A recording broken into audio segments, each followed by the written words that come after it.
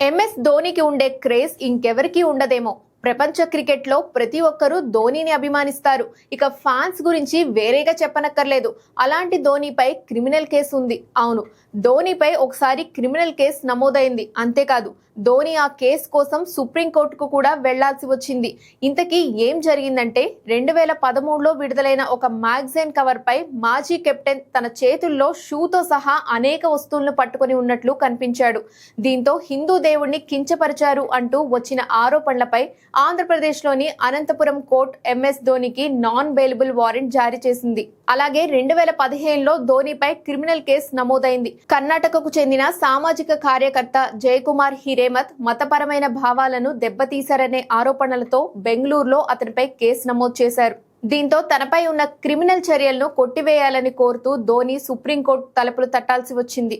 ప్రపంచ కప్ విజేత కెప్టెన్ తనపై దాఖలైన ఫిర్యాదు తనను వేధించడానికే అని వాదించాడు. తర్వాత 2016లో ఈ ఫిర్యాదు కొట్టివేయబడడంతో సుప్రీంకోర్టు ధోనికి అనుకూలంగా నిర్ణయం తీసుకుంది.